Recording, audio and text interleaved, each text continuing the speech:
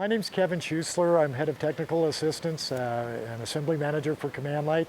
In this video, we're going to show you how to diagnose and replace a broke spindle in a Command Light model. It'll also be close enough where we can show you the replacement of a rotation motor on that. The basic tools you'll be needing for this would be a standard socket set. The biggest one you'll probably be using will be a 3/4, but up to 1 inch would be a good socket set. All of the tools you'll be needing on this light tower are for any Command Light will be SAE. There's no metric with the exception of the drive of the actuators, but we won't be doing that in this. A set of box end, open end, or combination wrenches, also very handy. Pry bar, silicone if you have it, a little bit of blue Loctite. A nice little 4x4 block is very handy for spacing your lamp tree up. Wire cutters, wire ties, just basically your standard tools that you would be doing to do a very minor part swap out and also hook up some electrical wiring. The symptoms of a broken spindle, which is what this one has, generally they'll know they've done an impact with it to break a spindle. First thing that I always look for is right on top of this dust cover here, it will start to score a circular pattern. And basically what it's doing is this isn't held flush. The top portion of this rotation platform is not held flush anymore. So it pitches a little further than it normally would.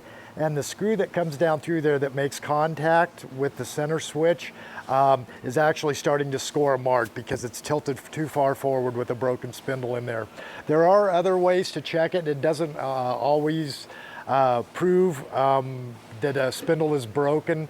By lifting up this middle section, there's a round cover under there, which I'll show you in a minute. Almost the majority of the times when a spindle breaks, it breaks down there. That's where it's got the threads cut in, and it seems to be the weakest point of the spindle, but it doesn't always have to be. The best absolute way to check, and if this is up on a roof, what you would want to do is straddle this. There will be a little bit of movement back and forth on a lamp tree, but you should get no side to side movement. If you've got this, it's a pretty good bet that that spindle is broken in there. There should be no movement of this from side to side. To do the other check, you will go ahead and bring this up just as a warning to you guys too. With a broken spindle, it's the main link between the top half and the bottom half of the light tower.